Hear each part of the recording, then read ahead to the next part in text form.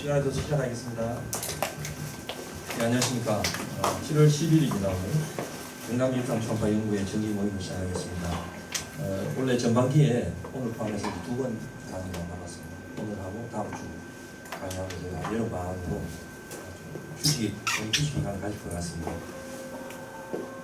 김우생 혹시 전달사항? 네, 바로 진행하도록 하겠습니다. 오늘은 제가 공개해드린 바대로 도플 초음파의 2부죠. 항상 응용에 대해서 제가 잠깐 말씀드릴 것이고, 그리고 췌장염과 췌장 외형 종교에 대해서 김창수 선생님께서 강의해 주시겠습니다. 강의로 진행하도록 하겠습니다.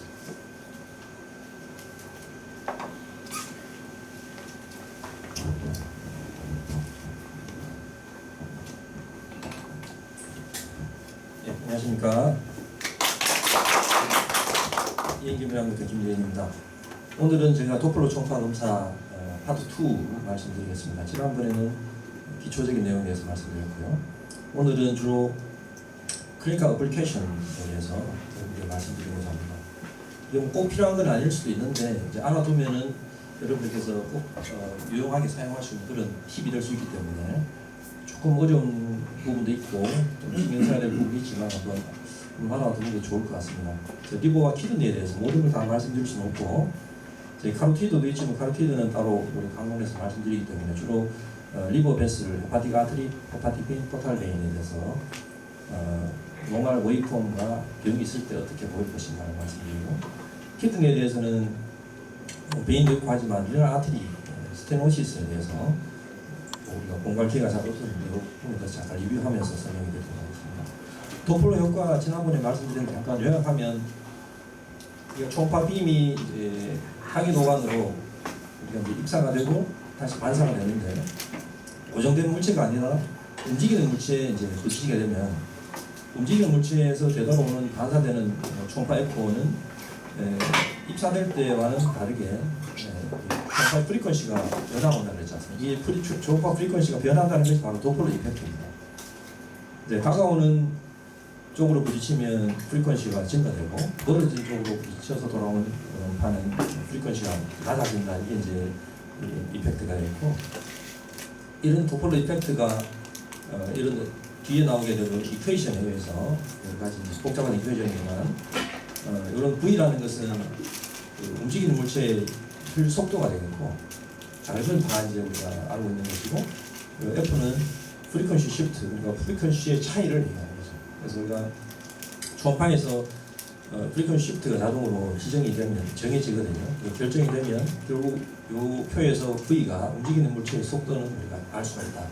이런 어떤 이퀘이션을 통해서 이제 어떤 걸 우리가 알 수 있냐면, 결국 이 움직이는 물체의 벨로시티를 알 수가 있고, 이 벨로시티를 가지고 이 벨로시티의 컬러 도플러 형태로 나타나기도 하고, 그러니까 2D 모드의 컬러가 나오는, 그러니까 그 혈류 속도의 방향이나 세기를 컬러로 표현하는 것이 컬러 도플러이고, 그것을 이제 이런 그래프로 표시한 것, 퀀티티티브 어널리시스를 해서 표로 나타낸 것이 바로 스펙트럴 도플러입니다. 그리고 오더블 사운드라는 것은 이 프리퀀시 시프트는 오더블 레인지에 속합니다. 그래서 우리 보통 초음파할 때 사운드를 켜놓고 하면 파도 소리처럼 나는 것이 바로 프리퀀시 시프트에 해당되는 만큼 사운드가 되거든요. 그런 세 가지 형태로 나온다는 것이고요. 이제 웨이폼은 이제 아트리 베인이 다른데, 아트리는 보통 이렇게 페이시가 나타나는 것이 특징이죠. 이제 하이 리지스턴스 베슬은 익스트리미티 아트리나 다이스톨 때 플로우가 크게 안에 필요 없는 장기는 ECA라든가 익스트리미티 아트리는 이렇게 나타나고, 로우 리지스턴스 아트리는 이라 아트리나 헤파틱 아트리, ICA 등과 같이 다이스톨트도 플로우가 아주 많이 필요한 경우는 이렇게 다이스톨이 상대적으로 높게 나타나는 특징입니다. 베인은 이렇게 플랫하게 보통 나타나는데, 이제 예외로 되는 것이 헤파틱 베인처럼 하트 근처에 있는 경우에는 카디악 사이클에 영향을 받기 때문에 약간 페이시가 나타나는 경우도 있습니다. 개념 정리를 잠깐 하면, 이제 우리 보통 뒤에 이제 몇 가지 제가 안티그레이드나 레트로그레이드나 이렇게 얘기를 하거든요. 이 개념은 이제 서큘레이터리 시스템에 따라서 안티그레이드, 레트로그레이드 하기도 하고, 트랜스듀서의 위치에 따라서 그렇게 얘기하거든요. 일반적으로 시스테믹 아트리, 우리 오늘 말씀드린 헤파틱 아트리나 헤파틱 베인 같은 경우에는 심장에서 이제 멀어지면은 안테브레이드라고. 헤파틱 베인처럼 심장 쪽으로 아래쪽으로 들어가는 것은 안테브레이드라고. 반대로 이제 잘못 오해하기 쉬운데요. 이렇게 돼 있고, 트랜스듀스 쪽으로 오는 것은 안테브레이드, 멀어지는 것은 레트로브레이드. 이렇게 또 이해하시면 됩니다. 예를 들어서 이제 포탈 베인 같은 경우는 우리가 인터코스탈을 잡으면 트랜스듀스 쪽으로 오잖아요. 그래서 이걸 안테브레이드 또는 헤파토피탈이라고 보통 얘기하고, 웨이폼은 여기 보면 헤파틱 베인 웨이폼 이렇게 보이는데 실제로 안테그레이드죠. 밑에 있는 게 SD 웨이브가 안테그레이드인데 실제로는 프로브에서는 멀어지기 때문에 이렇게 네거티브 디플렉션 밑으로 이렇게 표시가 되는 것이고, 포탈 베인은 안테그레이드인데도 불구하고 포탈 베인이나 헤파틱 아터리는 프로브 쪽으로 오기 때문에 이렇게 파시티브 디플렉션으로 나타난다. 이렇게 이해하시면 되겠습니다. 이거는 이제 스테노시스가 있을 때 이 웨이폼이 어떻게 바뀔 것이냐를 한번 모식도를 만들어 봤는데, 여기 보면 여기 이쪽으로 이제 흐르는데 여기가 스테노시스 있다고 치면 이 스테노시스 있는 부위에는 당연히 혈류 속도가 높아질 거 아닙니까? 그러면 여기 보면 PSV와 EDV가 같이 이렇게 상승이 되는 형태가 나타납니다. 노말이 보시면. 근데 이제 스테노시스가 있기 직전 바로 전 단계, 그러니까 업스트림 쪽에 있는 위치에 있는 것은 전체적으로 플로우가 약간 줄어들거든요. 시스톨보다 다이스톨이 훨씬 더 많이 줄어들고, 스테노시스 이후에 있는 거는 다운스트림 위치에 있는 것은 플로우가 훨씬 더 줄어들겠죠. 이쪽 플로우가 잘 안 오니까. 그래서 다이스톨도 줄어들지만 시스톨이 훨씬 더 줄어들고, 그래서 RI가 증가되는 이런 형태가 나타납니다.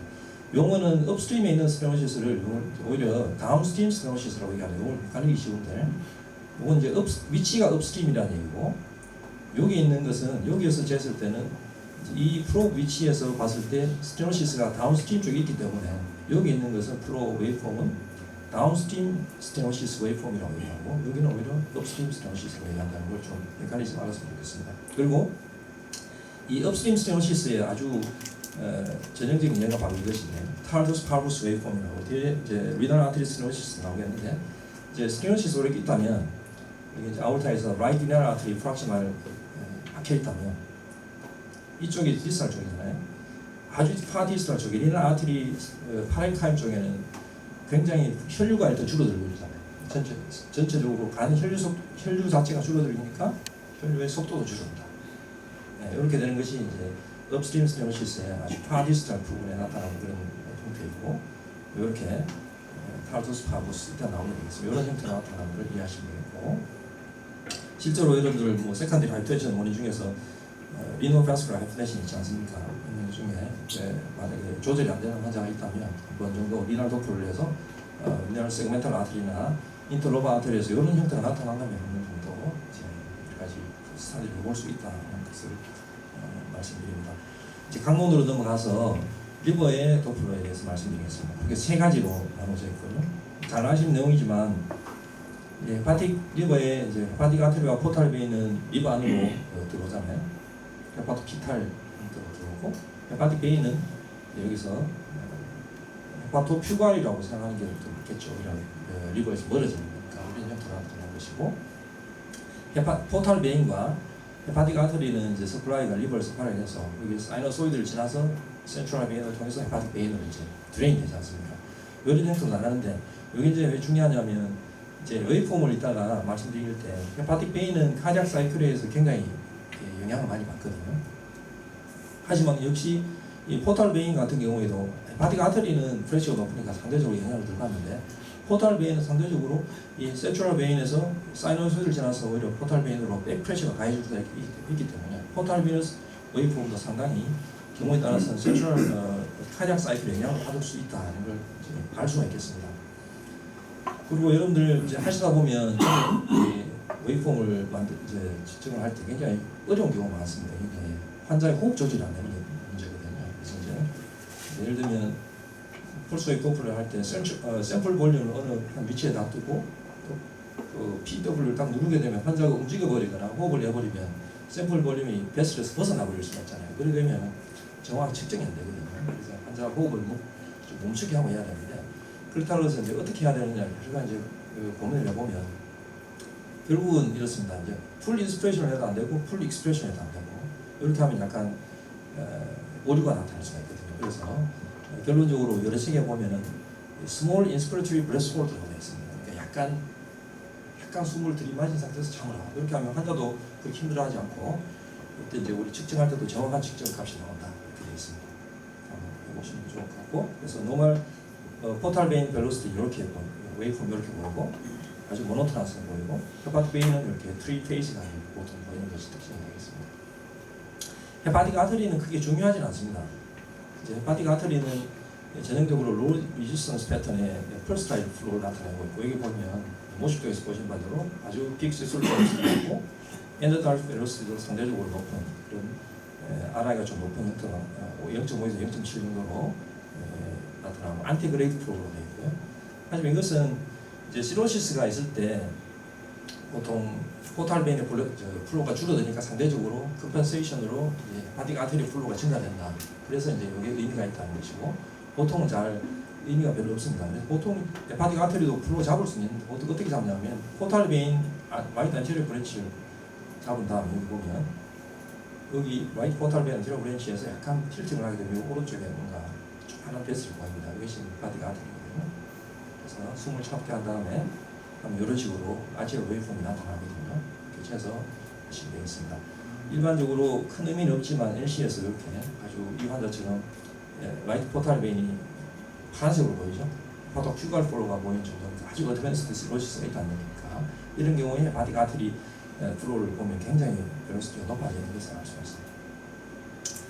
지금부터 헤파틱 베인과 포탈 베인이 더 중요하거든요. 그래서 헤파틱 베인은 일반적으로 이렇게 트리페이식 플로우 내지는 테트라 인플렉션이라고 해서 네 가지 웨이브를 나타내는데 보시면 가장 중요한 것은 S 웨이브와 D 웨이브, 시스톨과 다이스톨이 주로 있고 그 다음에 A, V가 있습니다. 그래서 주로 중요한 것은 안티그레이드 플로우가 S 시스톨과 다이스톨 플로우가 가장 중요하고 이제 HR 시스톨, HR 킥이 있을 때 엔드 다이스톨 때 HR 컨트랙션 때문에 또 이렇게 레트로그레이드 플로우가 생기고 V는 보통 트리커스펠과 오프닝 할 때 그때쯤 돼서 이제 V 웨이브가 보입니다. 보통 SDA 이렇게 세 가지 생각하시면 되겠습니다. 헤파틱 비너스 웨이폼의 오브노멀 패턴은 크게 세 가지로 보이는데요. 그래서 게이시스티가 증가되거나 펄스레이트가 감소가 되거나 또는 비너스 플로우가 전혀 소실이 되거나 세 가지 형태로 나타납니다. 일반적으로는 이렇게 웨이브를 나타내지만 이런 웨이브가 오히려 더 증가되는 패턴이 있을 수 있거든요. 대표적인 것이 바로 TR과 하트 페일리어 등이 있습니다. 예를 들어서 여기 보면 TR이 없는 라이트 하트 페일리어가 있을 때는 SD 웨이브는 거의 비슷하거나 하는데 HR 시스템과 V 요 프레셔가 굉장히 증가되는 형태가 나타납니다. 여기 보면 다르죠. SD는 비슷한데 A와 V가 상당히 증가되는 형태가 나타나는 것이 이제 라이트 하트 페일리어가 있을 때 나타나는 특징이고 TR이 동반된 경우랑 조금 다르거든요. TR이 동반되면 이제 시스톨 때 특히 시스톨 때 플로우가 거의 방해를 받지 않습니다. 리버스테이션이 되니까. 그래서 S 웨이브가 거의 소실이 됩니다. 이걸 보면 D는 그대로 있고 S 웨이브는 거의 줄어들거나 오히려 위쪽으로 올라가죠. 그래서 이 환자는 보면은 실제로 제 환자 TR 있고 하트 페일리어 있었던 환자인데 보면 D 웨이브만 보이고 나머지 S, A, S, V가 거의 같이 파시티브 디프렉션으로 위쪽에 있는 것이 특징입니다. 정상적으로 보는 것과 전혀 다르죠. 이렇게 보인다는 것이 이제 특징이 되겠습니다. 이건 마찬가지로 좀 더 심한 하트페일리어가 오게 되면 이런 전형적인 SDA 이런 것이 보이는 것이 아니고 D 웨이브만 이렇게 초록색으로 보이고 나머지 SAV는 서로 융합이 돼서 하나의 어떤 커뮤니케이션 폼으로 이렇게 우측처럼 하나가 나와서 특히 바이페이지하게 나타나는 경우가 있다. 참고하시면 되겠습니다. 그 다음에 헤파틱 베인의 디크리스 페이시스티 이 대표적인 예가 바로 시로시스가 되거든요.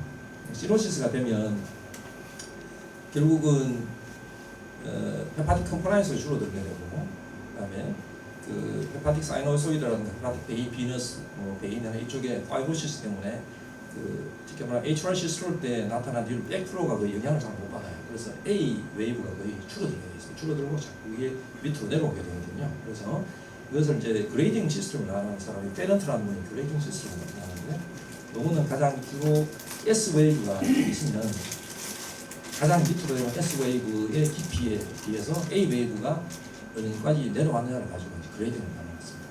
그래서 여기 보시면 네 가지 정상은 이렇게 되어 있지 않습니까? 정상에서는 시스톨, 다이스톨, HR 시스톨 이렇게 이제 세 개.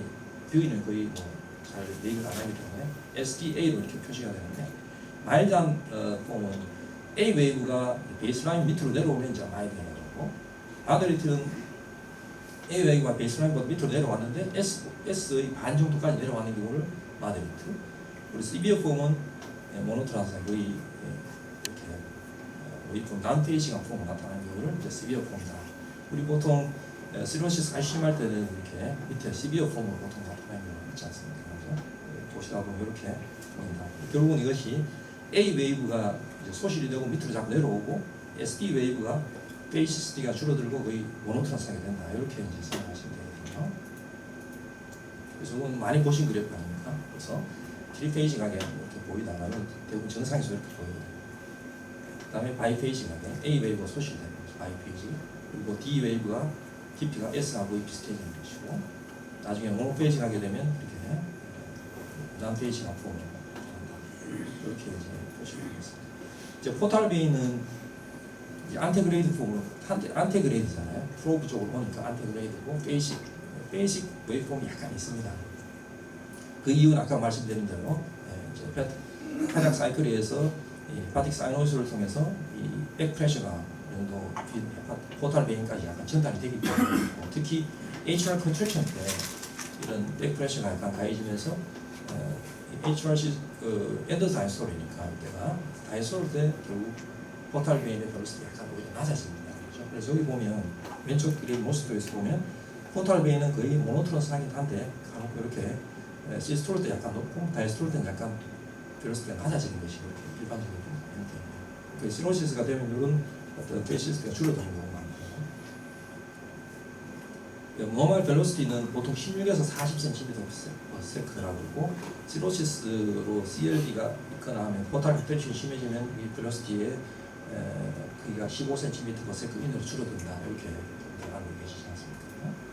그래서 포탈 뷰너스 플로우의 노멀리티는 보통 네 가지로 구분하게 되는데 하나씩 보면 이제 이런 어떤 페이시스티가 거의 이제 많지는 않지만 이런 페이시스티가 시스톨과 다이스톨 때 높낮이가 차이가 많이 나는 경우가 있습니다. 그리고 포탈 뷰너스 플로우가 느려지는 경우가 있고 오히려 반대로 휴괄 플로우라고 해서 반대로 역전되는 경우도 있고 포탈 뷰너스 플로우가 전혀 소실되거나 트롬보시스 그런 네 가지 패턴으로 나타나거든요. 그래서 첫 번째 펄스틸트가 증가되는 원인은 일반적으로 이제 마이터 페일이라는 TR이 있을 때는 이때는 오히려 EDV가 줄어들기 때문에 차이가 많이 나서 있고 AP 션트가 있을 때는 아트리 쪽으로 플로가 벨로시티가 증가되고 플로가 증가되기 때문에 오히려 이런 아트리의 시스톨 때 오히려 이것이 플로가 증가되기 때문에 펄스틸트가 증가된다 이렇게 되어 있습니다. 실제로 앞서 제가 봤던 TR을 맞아야되는데 여기 보면 뒤에 포탈 베인 벨로시티 웨이폼 보면 아까 좀 다르죠. 정상보다는 시스톨과 다이스톨 차이가 좀 나지 않습니까? 이렇게 된다는 것은 이제 아주 심한 LC라든가 TR이나 라이트 하트 페일리어가 있을 때 이렇게 볼 수 있다는 것을 시사합니다. 두 번째는 슬로우 포탈 뷰너스 플로우는 전형적으로 CLD나 시로시스나 포탈 하이텐션이 있을 때 나타나는 그런 형태가 되는데 보통 픽 벨로시티가 16cm/s 또는 어떤 책에는 15cm/s 이내로 줄어든다 이렇게 되어 있습니다. 그건 이제 백프레셔가 이쪽에서 오히려 포워드 플로우를 방해하기 때문에 슬로우 플로우가 생긴다고 되어 있고 여기 보면 10.5cm/s로 이렇게 되어 있거든요. 이 환자는 약간 포탈 하이퍼텐션 있는 환자인데 제 보면 이렇게 보입니다. 포탈 베인에 10.5cm/s. 주 원인은 제일 많은 것은 이제 포탈 베인 시로시스 가장 많고 왜 포탈 베인 트로모시스라든가 버드키아르 신드롬이 있을 때도 플로우가 감소될 수 있다는 것이고요. 여기 좀 더 진행이 되면은 투앤 플로우라고 해서 아주 심한 아주 어떤 헤파토 퓨갈 플로우가 생기기 전에 전 단계로 보통 얘기하는데 헤파토 피탈 한번 있다가 그 다음에 헤파토 퓨갈 플로우가 생기는 이렇게 교대로 오는 겁니다. 이것은 보통 아주 이제 포탈 베인의 플로우가 거의 이제 차츰차츰 적어지면서 정체가 되다가 정체가 된 상태에서 어떤 인스피레이션이나 레스피레이션 정도에 따라서 그때 플로우가 약간 역전이 되는 경우가 있답니다. 레스피레이션 따라서 그때 이런 역전 현상이 나타나서 순간적으로 왔다 갔다 하는 폼이 나타나는 경우가 있다고 되어 있거든요. 그 다음에 이제 어드밴스드 시로 시스템, 파트 큐갈 플로우라고 해서 포털 베인 플로우가 보통 빨갛게 보여야 되잖아요. 프로 쪽으로 와야 되는데 반대로 파랗게 보인다는 것은 완전히 역전이 되어 있다는 얘기고, 이 정도 같으면 아주 심한 어떤 어드밴스드 시로시스 포털 하이퍼텐션을 얘기하는데, 그래서 앞서 말씀드린 대로 이제 시로시스 때문에 파이브로시스가 이제 아주 심해지면 그것이 사이노소이다 헤파틱 베인 쪽을 완전히 막기 때문에 그쪽 플로우가 흐를 수 없잖아요. 그래서 이제 백 플로우가 흐르고, 이런 경우가 되면 코라테럴 서큘레이션이라든가 이런 것들이 같이 생기는 에피션트까지 생길 수 있는 그런 상태가 됩니다. 여기 보면 포털 베인의 웨이폼을 보면 네거티브 디프렉션을 아래쪽으로 되는 거죠. 이걸 이제 보면 파트 큐갈 플로우가 있다 생각할 수 있습니다. 다음 에이페이지 포털 베너스 플로우라고 해서 이런 경우에는 이제 스태그넌트 플로우도 있을 수 있고 포털 베인 트롬보시스도 있을 수 있거든요. 스태그넌트 플로우는 결국 앞선 내용하고 거의 겹치는데 이제 아주 심한 시로시스가 있으면 플로우 자체가 이렇게 잘 이제 움직이지 않습니다. 앞으로도 안 되고 뒤로도 안 되고 그 자리에서 정체가 되는 거죠. 그리고 그게 스롬보시스하고 조금 다른 개념이고, 이 상태에서 오래되면 결국 스롬보시스로 넘어갈 수가 있겠죠. 여기 보면 심한 시로시스 환자인데 클로도플을 띄워보니까 여기에 은에코이가 한 부분에 분명히 포탈 베인 있어야 될 부분에 시그널이 전혀 뜨지 않습니다. 그렇죠? 그렇다고 포탈 베인의 다이아메트가 그렇게 많이 늘어나지 않습니다. 이때 보면 오른쪽 그림하고 좀 잘 보시면 차이를 알 수가 있는데, 컬러 도플러에서는 시그널이 안 띄지만 스펙트럴 도플러를 내보면 이 부위에 샘플 볼륨을 넣고 PW를 다 켜니까 밑에 한 8.68cm부터 플로우 흐른 걸 볼 수 있어요. 이게 이제 왜 그러냐면 이제 센시티비티 차이인데, 이제 컬러 도플러와 스펙트럴 도플러의 그 시퀀스 펄스 시퀀스의 차이가 나거든요. 그래서 이제 우리가 컬러 도플러를 켜면 보통 이 빔 라인이라고 있습니다. 그 라인 여러 가지가 있는데 그 빔 라인에서 그 펄스가 보통 한 8번 정도 컬러 도플러에서 나오거든요. 대신에 이제 스펙트럴 도플러를 하게 되면 한 빔 라인당 64에서 128 정도의 펄스 시퀀스가 나오기 때문에 훨씬 더 많은 정보를 얻을 수가 있어요. 그래서 일반적으로 컬러에서 시그널이 뛰지 않더라도 그 스펙트럴 도플러를 내보면 오히려 플로우가 약간 뜨는 경우가 있거든요. 그래서 좀 이해를 하시면 도움이 될 것 같습니다. 그 다음은 이제 포탈 베인 트롬보시스인데, 두 가지 형태가 있지 않습니까? 블렌드 트롬보스가 있고 투머에 의한 트롬보스가 두 가지가 있습니다. 블렌드 트롬바인은 이제 역시 컬러 시그널이 당연히 없겠죠. 없고, 특징은 없혔을 때는 일반적으로 멀리건 트롬바인은 포탈 베인 딜라테이션 된다고 되어 있지만, 없혔 때 블렌드 트롬바인도 없혔을 때는 딜라테이션 될 수 있다고 되어 있습니다. 그리고 에코는 없혔을 때는 하이퍼 에코이 됐다가 차츰 에코제닉하게 변한다고 되어 있고, 이런 어떤 포탈 베인 블렌드 트롬바인가 있을 정도 같으면 아주 어드밴스드 시로시스가 오랫동안 있었기 때문에 캐버너스 트랜스포메이션이라든가 플라테럴 같은 게 같이 동반되는 경우가 많다, 이렇게 되어 있습니다. 반면에 멀리건 트롬보스는 이제 포탈 베인 자체가 디스텐션 된다는 걸 여러분들 잘 아실 겁니다. 디스텐션 되고 컬러 풀고 당연히 없을 것이고, 그 다음에는 어제이슨 풀리고 메스가 주변에 메스가 있다, 이렇게 우리가 알고 있지 않습니까? 포탈 베인 늘어나고, 그 다음에 리버 메스가 있고, 컬러 시그널이 트롬보스 안쪽으로 튜머 베슬이 지나가는 컬러 시그널이 있다. 이걸 이제 트레이드 스트릭 사인이라고 해서 이렇게 세 가지가 있으면 블렌드 트롬바인보다는 멀리건 트롬보스를 먼저 생각하라, 이렇게 되어 있습니다. 지금까지 제가 이제 리버에 대해서 파틱 아트리, 파틱 베인, 토탈 베인에 대해서 노말과 우노말을 말씀드리겠습니다. 다음에 키드니에 대해서 말씀드리겠습니다. 키드니는 역시 아나토미를 잠깐 이해를 하셔야 되는데요.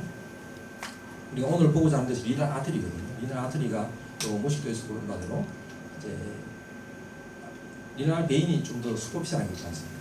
그리고 아트리는 좀 더 딥하게 있는데, 아울타에서 라이트 리널 아트리가 랩 리널 아트리가 나오는데, 라이트 리널 아트리는 좀 더 길이가 깁니다. IVC 뒤쪽을 지나가게 되고, 랩트 리널 아트리는 랩 리널 베인보다 뒤쪽으로 이렇게 지나가죠. 좀 경우가 짧습니다.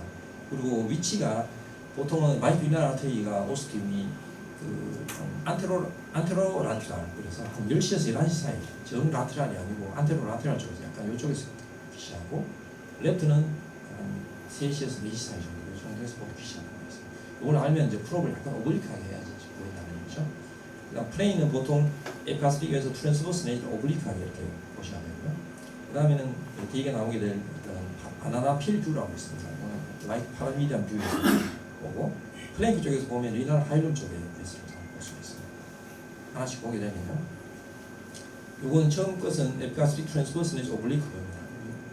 에어르타가 여기 있고 라이트 리널 아트리가 이렇게 오스트리 여기 보이는데 약간 앞쪽으로 기울기 때문에 여기 프로브를 약간 시계 방향으로 조금 틀면 이렇게 잘 보인다고 되어 있습니다. 그리고 이것은 파라미디안 뷰에서 바나나 필그라 그래서 여기 보면 여기 아울타가 이렇게 잘 보이고 아울타에서 앞쪽으로 라이트 리널 아트리가 보이고 뒤쪽으로 가는 것이 레프트 리널 아트리죠.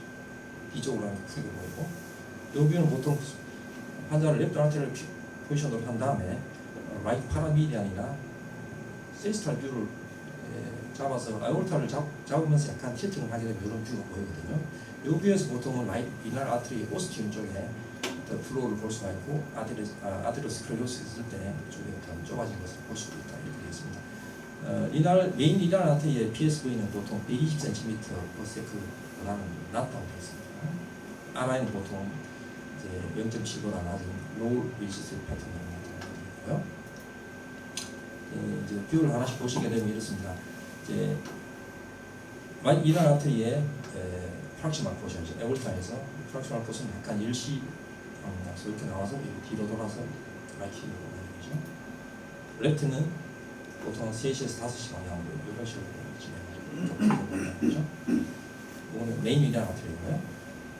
이제 활용 쪽에 보면 라이트 플랭크나 랩트 플랭크 쪽에서 보면 이제 리널 메인 뒤쪽에 메인 리널 아트리가 이렇게 보이는 것이 보이고 랩트도 마찬가지로 이렇게 잡으시면 알 수가 있는데 이제 가장 중요한 것이 이겁니다. 리널 스펙트럴 도플러가 실제로 이제 여러분들 하시다 보면 숙달이 될 수가 있는데 환자 호흡 조절도 중요해야 되고 해서 처음에는 조금 접근하기 쉽지 않습니다. 여기 보시면 이 그래프는 앞서 아티리얼 웨이폼하고 똑같잖아요. 그래서 가장 높은 부위가 PSV가 되고 가장 낮은 EDV가 되고 이제 여기 시스톨의 시작에서부터 픽 시스톨릭 벨로시티, 픽 시스톨릭 피크까지 걸리는 시간이 이제 액셀레이션 타임이라고 해서 굉장히 중요한 역할을 가지거든요. 이렇게 되고 실제로 웨이폼 이렇게 보이는 것이 특징입니다. 실제로 한번 제가 한번 잡아봤는 건데 이렇게 하시다가 인터로바 아트리나 세그멘탈 아트리 쪽에서 보통 샘플 볼륨을 놔두고 환자 호흡을 좀 조절해서 호흡을 좀 쉬게 한 다음에 이렇게 누르게 되면 이런 식의 호흡이 나오거든요. 그래서 이렇게 나오고 그래서 여기서 제일 거는 이제 RI도 제한되고 액셀레이션 타임이라든가 웨이폼이 특히 얼리 시스톨릭 피크가 있는지 이런 걸 잘 일단 보셔서 진행하게 됩니다. 그래서 정상적인 어떤 도플러의 양상은 포워드 다우스트림 플로우가 이제 포워드로 상당히 높다는 것이고 처음에 시스톨릭 피크까지 굉장히 샤프하게 올라가는 것이 특징입니다. 이렇게 샤프 시스톨릭 업스트로크라는 것이 이렇게 되어 있습니다. 그 다음에 액셀레이션 타임이라고 해서 이게 0.06cm 세크보다는 낮다. 빠른 시간 안에 피크가 올라간다 이렇게 되어 있어요. 하나 더 중요하기 때문에 한번 더 보면 이 액셀레이션 타임이라는 것은 시스톨 시작에서부터 시스톨의 피크까지 걸리는 시간입니다. 그래서 보통 0.06cm 세크 이내이고 리널 아트리 스테노시스가 있게 되면 이것이 0.07 세크보다 더 크게 되거든요.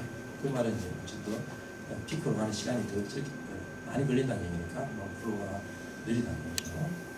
그리고 이건 노멀 웨이폼이 이렇게 보입니다. 그 다음에 중요한 것이 또 이게 타도스 파보스 패턴이라는 것이 굉장히 중요한데 이것은 실제로 한번 응용을 해볼 수 있습니다. 노멀 웨이폼이 이렇게 보이는데 차이가 어떻습니까?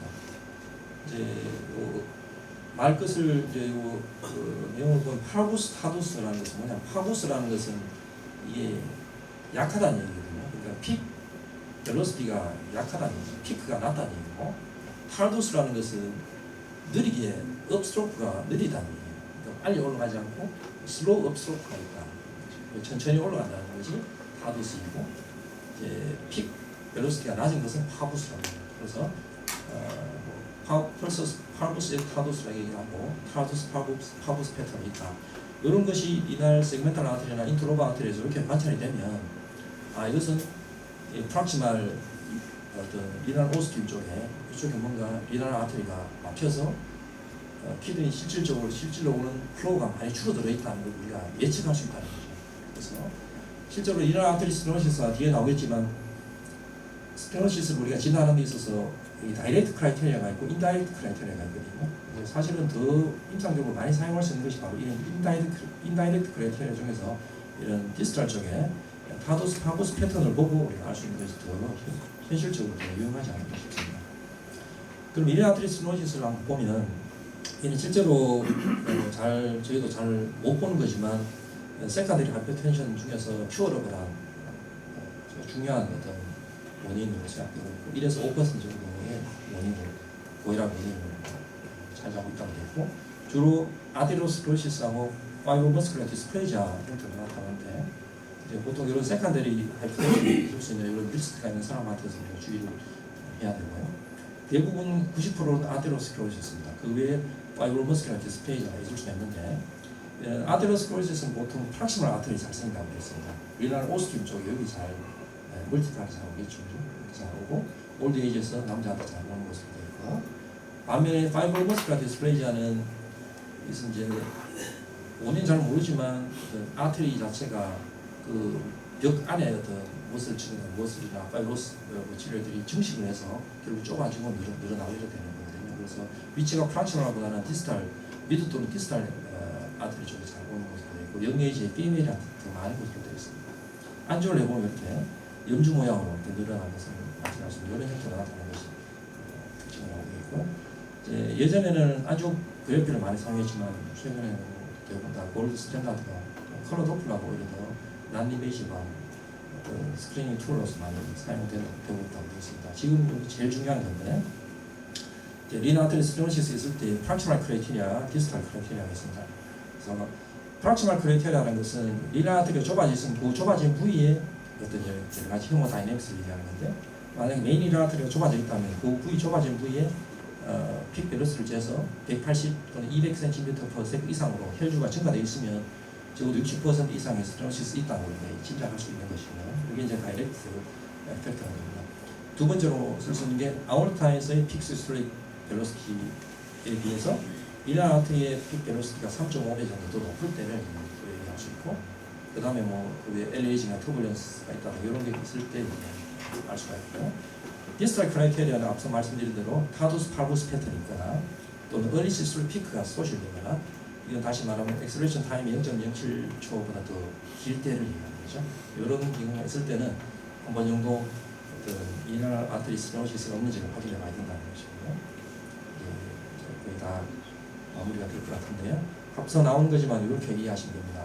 이제 정상은 이렇게 되어 있고 웨이폼이 좁아진 부위에는 이렇게 벨로시티가 증가되지만 그 디스탈 부위에는 오히려 웨이폼이 낮아지고 느려진다 이렇게 되어 있고 실제로 리날 세그멘탈 아테리나 인터로바 아테리에서 이런 형태가 나타나야 되는데 만약에 잘 쟀는데 이런 형태가 나타나고 이 환자가 혈압 조절이 잘 안 된다 그러면 일단 리노베스큘러 하이퍼텐션을 한번 생각해 봐야 된다는 것이고 이 환자를 이제 제가 몇 가지 전례를 찾은 건데요.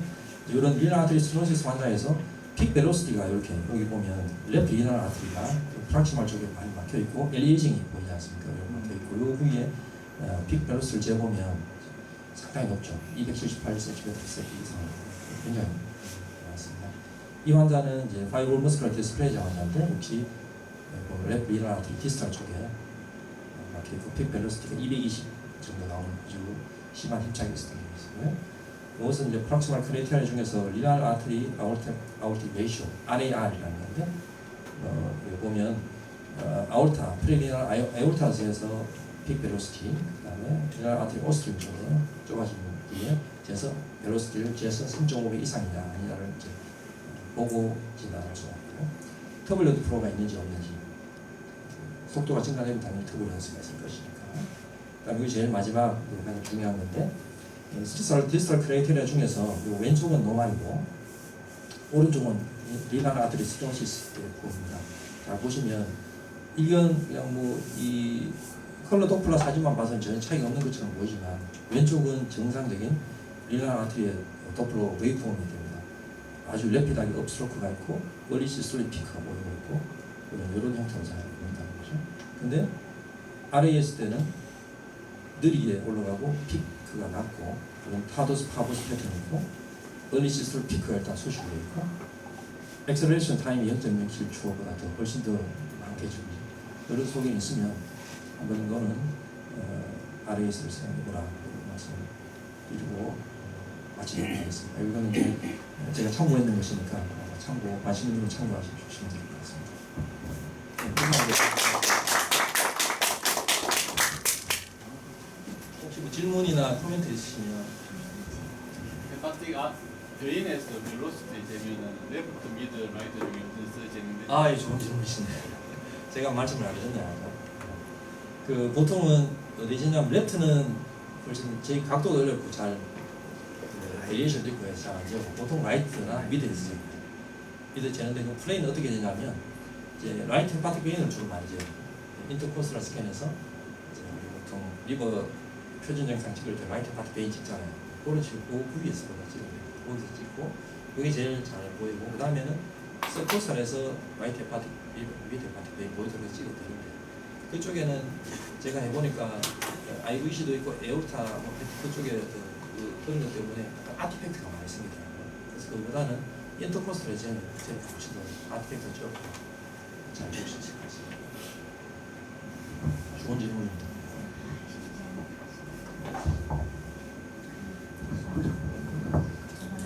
자, 다음 주제로 넘어가겠습니다.